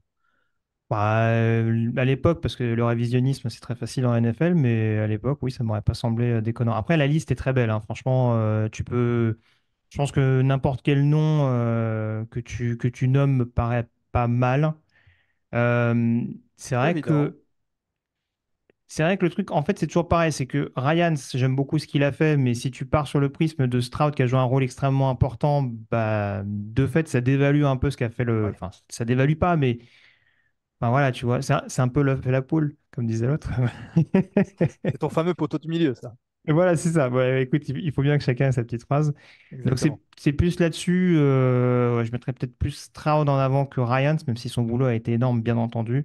Moi, j'hésiterais un peu entre Stefanski, qui a quand même pallié à de nombreux problèmes de quarterback tout au long de cette saison, problèmes d'effectifs plus globalement. Et alors, je suis désolé, du coup, j'ai des trous de mémoire. Stefanski ou Demico Ryans, Kyle Shanahan, Kevin Stefanski, John Harbaugh et Dan Campbell. Dan Campbell, c'est compliqué quand même, hein. Stefanski ou Campbell, un des deux, mais tu vois, même si en effet on prend que les playoffs, ça me paraît compliqué de ne pas le donner à Dan Campbell. Il y a toute une culture qui a été changée du côté de Détroit. C'est une équipe qui a joué les yeux dans les yeux avec pas mal de formations, le fameux match polémique à Dallas. Enfin voilà, c'est une équipe qui est en plein essor et ça me paraît compliqué de ne pas récompenser ce travail-là avec cette nomination. Ouais, dans le chat, alors on te chambre quand tu cherchais le nom de l'entraîneur, hein, on disait est-ce que tu es en train de chercher le nom d'Arthur Smith? Je crois pas. Je crois pas que tu cherchais Ah le ouais. nom d'Arthur Smith. En tout cas, Didier Oui, j'aurais pu, Starkiller ouais. 93 nous dit Dimico, il fait avec le FC Infirmerie qui lui a pris des joueurs et ça part au playoff. On Hmm. parle de Campbell et Demico Ryans. C'est vrai que pour moi, je vais peut-être, et c'est pas forcément le plus populaire dans le chat notamment, mais je vais aller avec Kevin Stefanski. Tu as donné les raisons, mais pour moi, ce serait la difficulté d'amener une équipe en playoff avec les nombreuses blessures au poste de quarterback. On a parlé de Joe Flacco tout à l'heure, mais on a vu que Joe Flacco, c'était pas assuré qu'il performe, hein. On l'a vu l'année Non. dernière aux Jets, il a joué autant de matchs et il n'a pas performé. Là, Kevin Stefanski a réussi à le faire performer. On rappelle que Nick Chubb a été blessé très rapidement dans la saison. C'est peut-être leur meilleur joueur offensif qui a été absent. Et il a réussi tout de même à amener son équipe à 11 victoires. C'est vrai que c'est moins bien que Dan Campbell qui était à 12. Et je pense que le matos qu'avait Kevin Stefanski sous la main était peut-être un petit peu moins performant, un petit peu moins talentueux. Et c'est pour ça que je donnerais à Kevin Stefanski. En revanche, c'est vrai que voilà, de voir Kevin Stefanski avec deux titres de coach de l'année en 3 ans, ça ferait un petit peu tiquer, hein. Mais Je ne dis pas c'est que ce que promis j'allais n'a pas. dire. Moi, c'est mon côté un peu Jacques Martin, mais tu vois, je me dis, bon, en plus, Stefanski, on a déjà eu un, ce qui n'est pas le cas de Campbell. Donc, tu vois, en plus, si C'est tu vrai. veux un petit peu récompenser tous les coachs de la ligue, bon, pourquoi pas. Oui, c'est vrai. On rappelle que le coach, pour l'instant, le coach de l'année en titre, hein, c'est Brian Daboll, l'entraîneur des Giants. Pardon. On sait, ouais, ça peut vite changer. Un tout petit mot, on va pas s'attarder là-dessus, mais il y a aussi le titre d'assistant de l'année. C'est assez récent. Le titre d'assistant de l'année, les nommés sont Ben Johnson, le coordinateur offensif des Lions, Mike McDonald, on en a parlé, le coordinateur défensif des Ravens, Todd Monken, le coordinateur offensif des Ravens, et je crois que tout à l'heure, je les ai inversés d'ailleurs, hein. Jim Schwartz, on parlait de la défense des Browns, le coordinateur défensif, et Bobby Slowick, le coordinateur offensif des Texans. Hmm. Est-ce qu'il y en a un qui sort du lot pour toi? C'est dur, mais là, pour le coup, j'aurais quand même du mal à pas le donner à Mac McDonald vu la grosse défense des Ravens cette saison. Ok, ok, c'est vrai que ça aurait pu, hein, on le répète, hein, meilleure équipe de cette AFC, meilleure équipe de la NFL, en tout cas en termes de bilan à la fin de la saison régulière. Après, il y a aussi des joueurs, pardon, des assistants qui ont de la hype. Ben Johnson, Bobby Slowick, on en parle beaucoup. Allez, moi je vais dire Ben Johnson parce que j'ai donné à Kevin Stefanski le titre de coach de l'année. On va féliciter et quand même récompenser l'année des Lions. Ça sera Ben Johnson pour moi, le coordinateur offensif. Mais c'est pas évident. C'est pas évident en tout cas. Clairement, ouais. Hmm. On va rentrer dans les trois derniers. Trois derniers trophées. Meilleur défenseur d'abord. Ah, je vais me faire Avec des amis, je sens. Je vais ouais, bientôt me faire des amis. Oui, meilleur ouais. défenseur, je Alors, t'écoute, meilleur mon défenseur. cake. C'est le moment où on se fait des amis. Restez bien, Oui. restez bien là. Je vais te donner les 5 nommés, mais tu peux partir où tu veux, hein. Tu peux nous Mhm. donner qui tu veux. Darren Bland, d'abord le cornerback des Cowboys. Max Mhm. Crosby, Miles Garrett et Micah Parsons. C'est les trois defensive ends des Raiders, des Browns et des Cowboys. Et on termine avec TJ Watt, qui est linebacker pass rusher, hein, linebacker extérieur des Steelers. Est-ce qu'il y en a un qui sort du lot? Est-ce qu'il y en a un déjà qui a été oublié? Je te dis ça parce que Là, moi, oui, pendant que je te vas-y. vois réfléchir, Daniel Hunter, pour moi, pâtit d'une saison des Vikings compliquée, mais il livre une saison. Et pour moi, il a été dans la course pendant un moment. Je ne dis pas qu'il aurait mérité d'avoir le trophée, parce qu'il y a des monstres, hein, mais peut-être que, on va dire, aller dans les 5, même si c'est toujours compliqué, parce qu'on va me dire, mais tu enlèves qui? Allez, j'aurais peut-être enlevé Max Crosby dans ces 5-là, même s'il fait une belle saison, le DN des Raiders. J'aurais peut-être mis Daniel Hunter, le pass rusher des Vikings. Non, je suis d'accord avec toi, c'est sûr. Bah, je sais pas si Danny Lenter paye ce côté peut-être moins glamour que d'autres, mais Oui, dans une équipe on peut-être l'entend moins que aussi. Max Crosby. Oui, Mais c'est clairement. sûr que oui, ça a été extrêmement performant dans une équipe qui a quand même, faut le rappeler, frôlé les playoffs, là encore, avec une infirmerie assez bien chargée, notamment en fin d'année. Donc oui, ça me paraîtrait pas déconnant. Pour répondre à ta question initiale, et c'est quand même compliqué. On parle d'MVP dans une équipe, mais à mon sens, c'est pas d'évaluer les autres joueurs dans leurs autres équipes, mais dans leurs autres équipes, mais TJ Watt a l'air d'avoir un poids tellement énorme du côté de Pittsburgh. Moi, je me sens encore obligé d'aller vers lui pour cette récompense-là. Je suis assez d'accord. Je suis assez d'accord avec toi.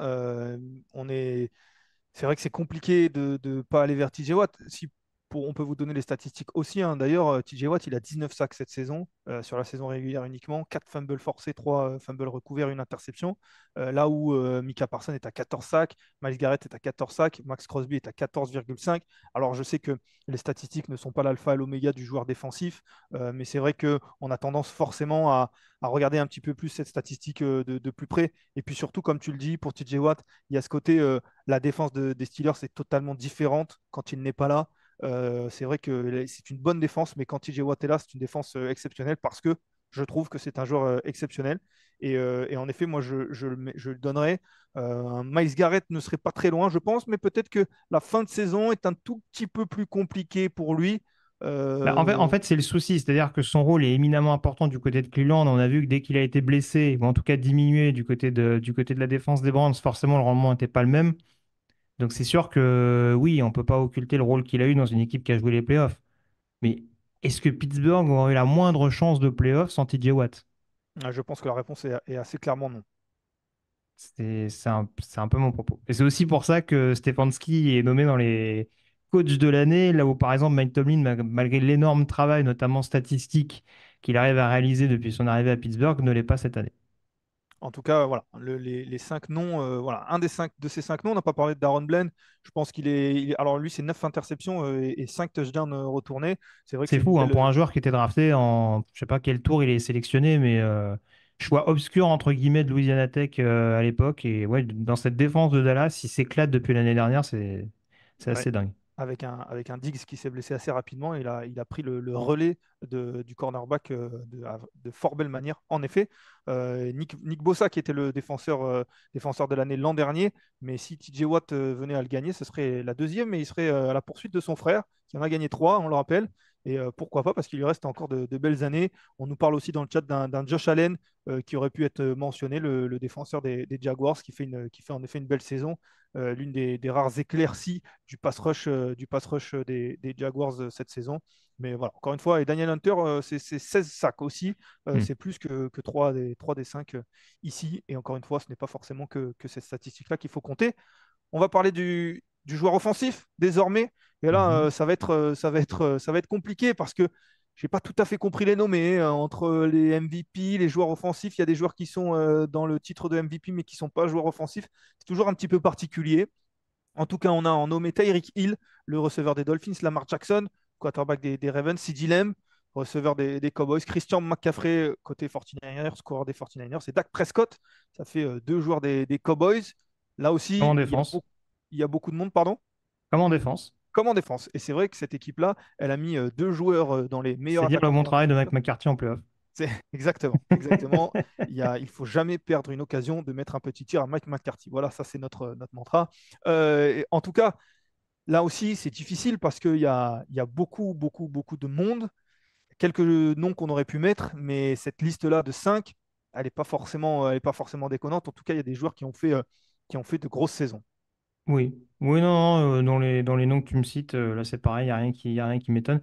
Alors, je vais donner mon favori, sachant que le MVP, je discerne le MVP et le joueur offensif. Donc ne vous offusquez pas si mon joueur offensif, si je cite un joueur offensif qui pour vous est MVP, hein, ça ne veut pas dire qu'il ne sera pas MVP. Enfin, ça ne veut Je pas sais- dire que le joueur que vous soutenez ne sera pas MVP de mon Et côté. là, vous voyez pas les mains de Grégory, mais il est en train de prendre des pincettes Oui, un peu, totalement. un peu. Non, mais bah, mon joueur offensif de l'année, je suis désolé, mais Tyreek Hill, quoi. Enfin, encore une fois, on parle de joueurs précieux. Alors, il ne sera pas MVP parce que c'est un receveur, mais Tagovailoa a fait une bonne saison, mais la saison de Tyreek Hill est stratosphérique. Je veux dire, l'impact qu'il a réussi à avoir, même après la blessure, notamment de Jalen Waddle, voilà, c'est un choix qui a été payant du côté des Dolphins. C'est l'emblème, on va dire, du nouveau système offensif de Miami. C'est un joueur qui est capable de faire des matchs à 200, 250 yards à la réception. Enfin, ouais. Pour moi, c'est impossible, à mes yeux, hein, encore une fois, de ne pas mettre Tyreek Hill en joueur offensif de la saison. Tyreek Hill, c'est 1799 yards, hein. Il a un tout petit peu ralenti sur la fin de saison, mais c'est vrai il a fait une saison incroyable. 13 touchdowns à la passe, donc à la réception pour lui.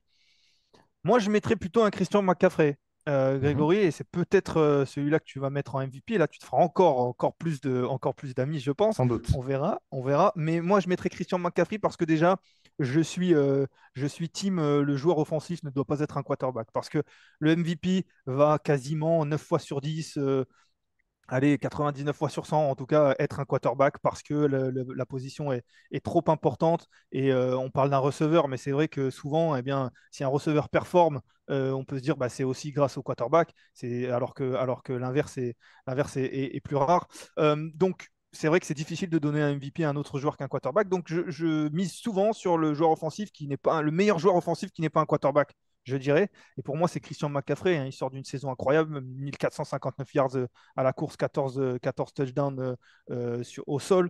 Il a enchaîné, en tout cas additionné 564 yards dans les airs, 7 touchdowns à la réception. C'est le joueur qui a gagné le plus de yards après la ligne de scrimmage, tout confondu. Donc c'est vrai que pour moi, dans l'optique où je ne vais pas lui donner le titre de MVP, voilà, je spoil, je le mettrai en tant que meilleur joueur offensif.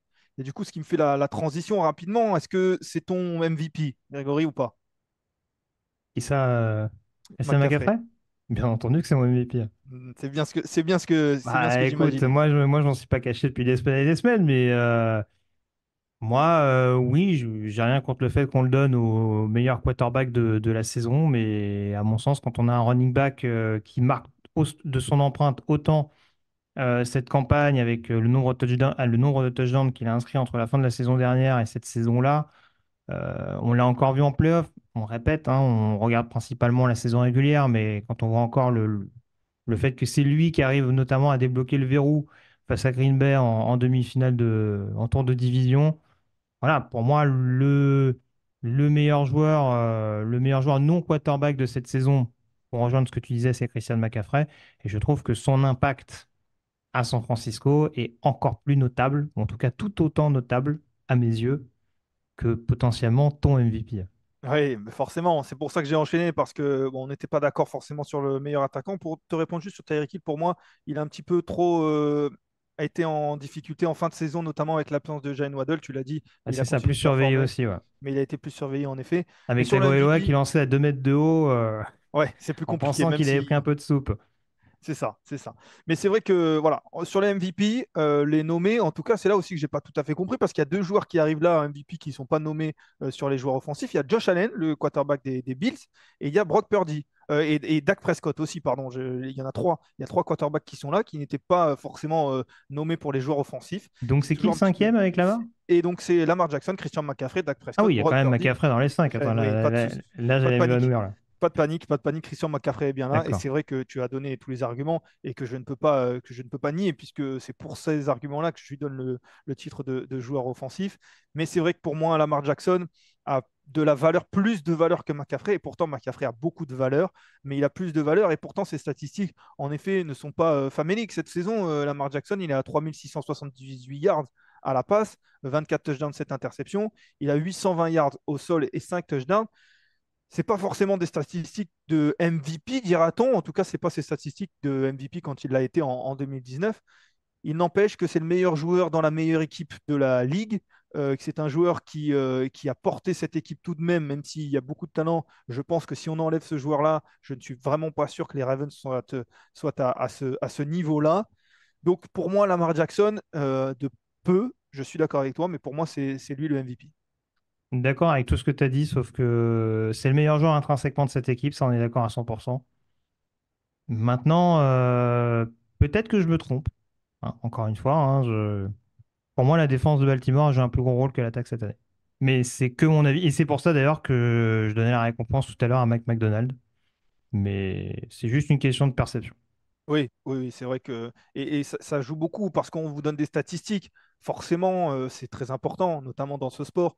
Mais il y a aussi beaucoup de perceptions. On parle de, je l'ai dit, de most valuable player, donc de joueur qui a le plus de valeur pour une équipe. Mais qu'est-ce que ça veut dire véritablement? C'est toujours le débat. Et c'est d'ailleurs pour ça qu'on débat et pour ça qu'on aime débattre sur ce genre de choses, parce que chaque personne qui va voter différemment. Et pour moi, l'exemple le plus flagrant, c'est de voir des joueurs qui sont dans les nommés du MVP et qui sont joueurs offensifs, mais qui ne sont pas dans les nommés du joueur offensif. Donc c'est en effet toujours de la perception, de l'interprétation, et chacun en a une différente. Pour moi, c'est Lamar Jackson. Ça lui ferait un deuxième titre de MVP si c'était le cas. Parce qu'on ne va pas se mentir, ça reste quand même le favori. Je ne sais pas au niveau des cotes, parce que je pense que les Américains ont des cotes pour tout. Je pense que c'est lui le favori au niveau des cotes. Mais ça ne va pas se jouer à grand-chose en tout cas. Je serais curieux de voir ce que ça donne. En tout cas, voilà, il y a du beau monde. Brock Purdy, pour toi, pas invité. On sait que ça a été aussi le débat. Tu parlais de Christian McCaffrey. Pour toi, Christian McCaffrey a plus de valeur et est devant un Brock Purdy assez facilement. Alors, assez facilement, je sais pas, parce qu'encore une fois, c'est vrai que c'est un joueur qui est très polarisant et je veux pas rentrer dans ce truc de il est extra bon, il est trop nul. Enfin, voilà, pour moi, je pense que l'équilibre est entre les deux. Il répond parfaitement aux responsabilités qui lui sont données l'année dernière et je parlais du rôle qu'il faut assumer quand on est deuxième choix de la draft. Bah, il y a un rôle qui est tout autant à assumer quand on sort de nulle part et qu'on doit driver un candidat régulier au Super Bowl. Maintenant, c'est vraiment juste la logique de dire que le meilleur joueur intrinsèquement de cette équipe-là, pour moi, est le running back. C'est juste ce principe-là. Brock Purdy, en effet, il a eu ce petit trou d'air qui est coïncident en plus avec les trois défaites de suite des Niners en milieu de saison. Après, globalement, son exercice est très bon. Il a progressé en termes de production pure et dure. Donc voilà, il a quand même réussi à rester clutch sur pas mal de rencontres cette année. Donc voilà, c'est juste que pour moi, c'est d'ailleurs le deuxième joueur offensif. Certains pourront dire que Deebo Samuel a une importance très importante, mais en termes de production pure et dure, pour moi, c'est le deuxième meilleur joueur offensif de San Francisco. Oui, en effet, c'est vrai que ça peut se débattre. En tout cas, voilà, et c'est vrai que pour Christian McCaffrey, pour revenir sur lui et peut-être pour terminer, il n'a pas manqué beaucoup de matchs cette saison, donc on n'a pas pu voir ce que valait San Francisco, et tant mieux pour les supporters des 49ers sans lui. Mais c'est vrai que l'an passé, ça ne rend pas forcément en considération, mais on l'a vu quand il manque des matchs, Christian McCaffrey, c'est vrai que cette équipe-là, elle est bien différente. On n'a pas forcément eu l'occasion de le voir cette année, tant mieux. Mais c'est vrai que ça aurait peut-être pu paradoxalement, miser, en tout cas donner un petit peu de crédit à sa candidature. En tout cas, voilà, je sais pas si c'est une info, mais Zinku sur le chat nous dit on ne peut même plus parier pour le MVP tellement Lamar est favori. Donc ce n'est pas serré aux États-Unis. Bon, voilà, en tout cas, il y a des chances que Lamar Jackson gagne son deuxième titre de MVP, peut-être aidé aussi par le fait que ça soit une position qui est forcément, par définition, plus importante que le running back, et du coup, les running backs ont du mal à rivaliser. Voilà, en tout cas, voilà les pronostics pour les trophées, en tout cas les trophées qu'on voulait donner. Hein. Ce n'était pas forcément nos pronostics, c'était plus les trophées qu'on voulait donner pour toutes ces catégories. Je pense qu'on a fait le tour, Grégory. Et puis, comme on le disait, rendez-vous lors de la semaine du Super Bowl, lors des NFL Honors, qui se déroulent quelques jours avant le Super Bowl. Donc, pas la semaine prochaine, la semaine d'après. Vous aurez bien entendu tout ça sur le site avec, on l'espère, on croise les doigts, Victor Roulier qui sera pas très loin dans le secteur du côté de la côte S'il ne se ouest, perd pas dans un casino, ouais. exactement, du côté du désert du Nevada, au milieu de tous ces casinos et du strip. Je ne sais pas si tu es déjà allé à Las Vegas, mais Non, c'est vrai que bah, écoute, il va avoir voilà, beaucoup de choses, de distractions. On espère qu'il sera focus parce que ça sera certainement un grand moment. On ne connaît pas l'affiche, mais la NFL est faite de telle sorte que l'affiche sera forcément incroyable. Grégory, je ne sais pas si tu restes avec nous pour les je quelques dernières vais minutes. devoir filer malheureusement, Voilà, mais bah écoute, je le sentais après nous avoir dit une énorme saucisse et nous avoir annoncé Christian McCaffrey c'est en ça, écoute, MVP. écoute. Tu J'attends vas, les haters enfin, ceux qui vont me traiter de hater, peut-être, parce que voilà, c'est la formule un peu facile. Je parlais de Purdy qui est polarisant, malheureusement, c'est un peu le cas de Lamar aussi c'est vrai, c'est sur vrai certains que points. c'est vrai que et puis surtout, bon, lui, je pense qu'il mise surtout sur le titre à la fin plutôt que le titre de MVP, lui Oui, je pense qu'à qui l'a choisir déjà entre eu. les deux, sachant qu'il a déjà été MVP, je pense qu'il ne crachera pas sur un trophée Lombardie. Ouais. Je pense qu'en effet, il n'y a pas photo. Bah, écoute, merci beaucoup Grégory. Profite bien Au plaisir. cette doublette de match. Et puis nous, on se retrouve certainement très vite dans la semaine ou un de ces 4 matins. Tu ne seras pas très loin. La draft arrive aussi à Oh grands oui. pas. Il y aura beaucoup de choses à dire, à faire, à écouter. Ciao, ciao Grégory. Et puis nous, on va enchaîner. On va enchaîner sur les pronostics avec les pronostics, les classements des pronostics de cette saison NFL 2023. Vous le voyez, Camille est là, toujours au taquet. Victor Roulier est toujours premier. Vous le voyez, 196 points, mais je lui ai récupéré 2 points la semaine dernière. Je suis revenu justement à 2 points avec 194 points. Derrière, il y a Alain Mattei qui est à 186. Et juste avant, il y a Raphaël, hein, tout de même, 191, qui est pas très loin. Ça va être difficile pour lui de gagner parce que certainement que je vais faire l'inverse, vous allez le voir, de Victor. Et donc, si Victor prend des points, j'en prendrai pas. Mais si Victor n'en prend pas, j'en prends. Et donc, pour Raphaël, ça va être très compliqué de manœuvrer. Et en tout cas, derrière, Alain, Grégory, et c'est peut-être pour ça d'ailleurs que Grégory est parti. Alain, Grégory et Raoul ne peuvent plus gagner. Vous le voyez, Alain est à 186, Grégory 179 et Raoul 168. Je crois qu'il a plus de chances de sortir de cette dernière place. On va regarder justement les pronostics sur ce match avec les 49ers qui sont quasiment, vous le voyez, plébiscités face aux Lions. C'est le match donc de minuit et demi, hein, on le rappelle, le match commenté par Raphaël et Alain. Et vous le voyez, tout le monde a mis les 49ers, sauf Raphaël qui tente un coup, certainement, pour mettre l'inverse. Peut-être que là, il pourra prendre des points sur Victor et moi. En tout cas, Ravens Chiefs, le match donc qui nous attend, et je voyais dans le chat que ça commence déjà à chauffer, hein. Apparemment, je n'ai pas les images encore, mais ça commence déjà à chauffer. J'ai cru comprendre que Travis Kelce se chauffait un petit peu avec Justin Tucker. J'ai hâte de voir les images, j'ai hâte de voir tout ça.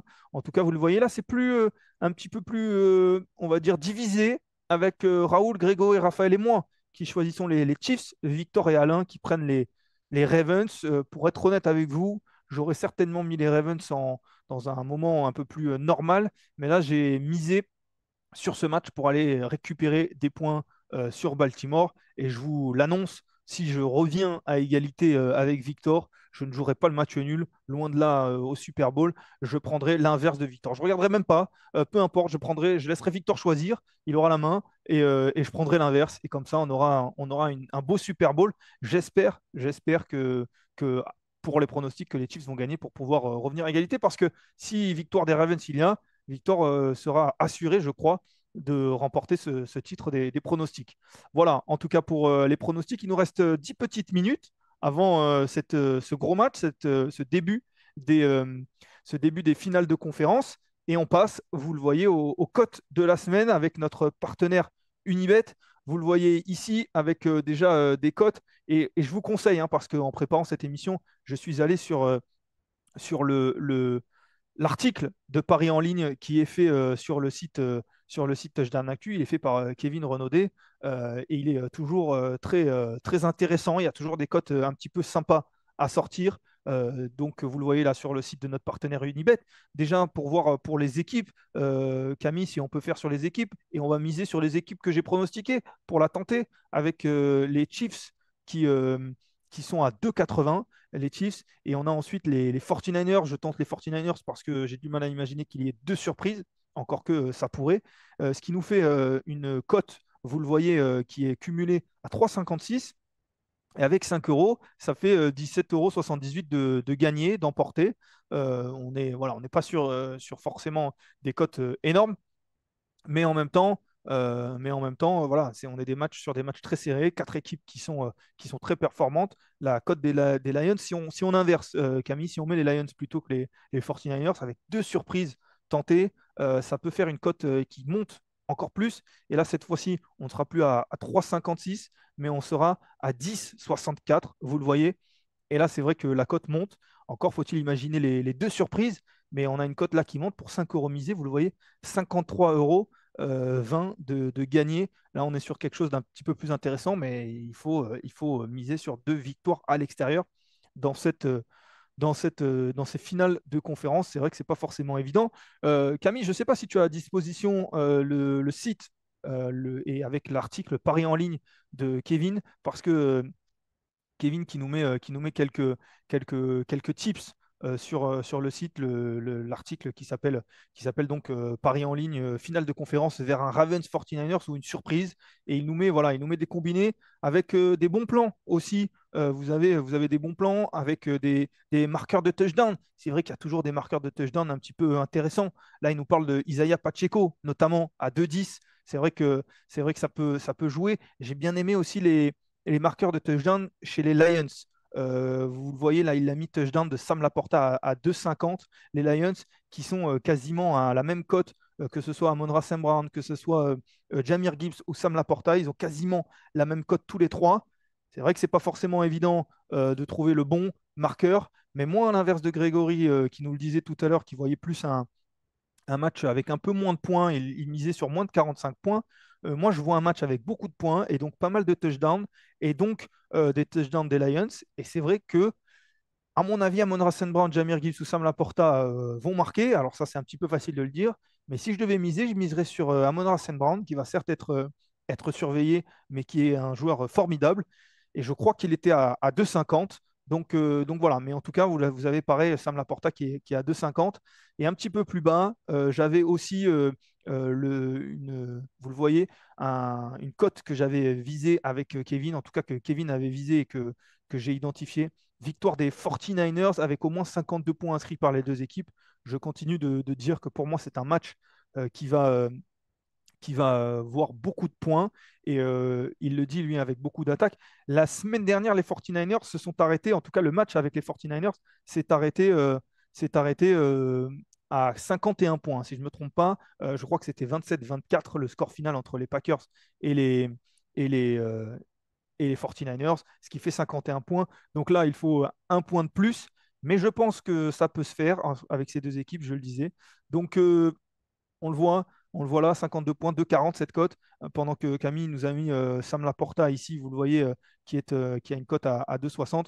Voilà, il y a pas mal de choses à faire sur ce match-là. Il y a pas mal de cotes intéressantes en effet. Difficile de vous faire un combiné pur et dur parce qu'il n'y a que deux matchs. Mais vous avez pas mal de choses et je vous conseille ce site-là, en tout cas cet article-là, pour voir un petit peu ce qui se passe. Voilà, en tout cas, et il termine avec un YOLO. Allez, je vous le donne, le YOLO, un touchdown de Sam Laporta, on en parlait avec victoire des Lions et deux touchdowns ou plus de Travis Kelce. Ouais, là, on est sur quelque chose sur le long terme, hein. Sur deux matchs, il va falloir rester éveillé jusqu'à 5 heures du matin, mais ça fait une cote à 45. Et là, je peux vous le dire, une cote à 45, vous mettez 5 euros, je vous laisse faire le calcul. Encore faudrait-il que ça passe. Voilà, en tout cas, Kevin, qu'on remercie, hein, qui nous offre toujours des bons plans, qui passent régulièrement, hein, quand même. Alors, il en donne beaucoup pour donner un petit peu voilà, donner à tout le monde des idées. Il faut encore trouver les bonnes, mais il y en a toujours une ou deux qui passent. Voilà, on est pas loin de la fin de ce fauteuil, hein, tout de même. On a pas mal parlé de ces matchs, on a parlé des trophées aussi. Je ne sais pas si vous avez quelques questions, il nous reste quelques minutes avant de rentrer pleinement dans cette finale de conférence. On a peut-être le temps pour une ou deux questions. Camille vous remet le partenaire, voilà, Unibet, hein, le lien sur le site qui est le partenaire de cette émission du fauteuil. Je le rappelle, il y aura bien un fauteuil avant le Super Bowl dans 2 semaines, jour pour jour, du coup, orchestré certainement par Raoul Villeroy, mais il ne sera pas tout seul. On sera tous avec lui, certainement. En tout cas, il y aura beaucoup de monde avec lui. Le casting est encore à définir, mais on vous prépare, et Raoul surtout vous prépare de belles choses pour ce fauteuil. Et puis avant ça, il va y avoir surtout le face-à-face poste par poste sur Twitch. Je vous l'ai dit en début d'émission, je vous le rappelle, mercredi donc 31 janvier. J'ai regardé la date tout à l'heure, j'espère que je ne me trompe pas, je crois que c'est ça. 31 janvier, donc à 20h30 sur Twitch, avec Alain, avec Raoul aussi, très certainement. Il y a des chances que je passe une tête pour voilà, vous parler du face-à-face poste par poste entre les deux équipes qui seront qualifiées au Super Bowl ce soir. D'ici là, il y aura aussi un podcast qu'on va faire avec Victor pour vous débriefer les finales de conférence. Ça sera demain, on va essayer de vous le faire demain assez tôt dans la journée pour que vous puissiez l'avoir demain assez rapidement. Je crois qu'on a pu voir ça avec Alain. Je ne vous donne pas d'horaire précise encore, mais on va vous essayer de vous le donner assez rapidement, que vous puissiez voilà, débriefer des finales de conférence et puis rentrer vite dans ce Super Bowl parce que vous le savez, vous en avez l'habitude sur Touchdown Actu. Il va y avoir beaucoup, beaucoup, beaucoup de choses pour ce Super Bowl, beaucoup d'articles, beaucoup de podcasts aussi. Il va y avoir un podcast preview. Il va y avoir beaucoup de choses. Voilà, je vous en parle déjà. Les finales de conférence ne sont même pas terminées, mais je vous en parle forcément parce que voilà, il va y avoir beaucoup de choses. En tout cas, merci à tous. Merci à tous. Merci à Camille. Merci à notre partenaire Unibet. Donc, je l'ai dit pour les paris NFL. N'oubliez pas aussi voilà, de parier et avec raisonnablement, disons, avec raison, et de vous faire aider si vous sentez que les paris voilà, sortent de votre contrôle. En tout cas, n'hésitez pas aussi d'aller sur le Tipeee, sur les réseaux sociaux de Touchdown Actu, d'aller sur le site. Vous en avez l'habitude, on est sur une fin de saison, mais on est sur une fin de saison haletante. Et puis surtout, passez une bonne soirée. avec ce premier match, cet énorme match entre les Ravens et les Chiefs, et puis avec un deuxième match, peut-être sur W9 si vous vous couchez tard, entre les 49ers et les Lions. Vous aurez peut-être la chance de voir Alain et Raphaël Masmejian Raphaël Masmejian, pardon, qui commente, sur W9. On va se dire au revoir, allez, avec un petit peu d'avance, mais c'est juste l'histoire de, voilà, de boire un coup d'eau, de manger un petit peu, de se mettre bien confortablement devant la télé, et puis de profiter des finales de conférence. Je termine avec ça, les amis, parce qu'on a passé un très joli moment ensemble et on va encore en passer. Mais sachez qu'il ne reste plus que 3 matchs de NFL cette saison. Ça, c'était un petit peu pour nous briser le cœur. Mais il reste 3 matchs énormes. Voilà, 2 finales de conférence, un Super Bowl. Et on va en profiter un maximum. Ciao, ciao tout le monde. Et puis, on se dit à très vite sur Touchdown Actu. Ciao, ciao.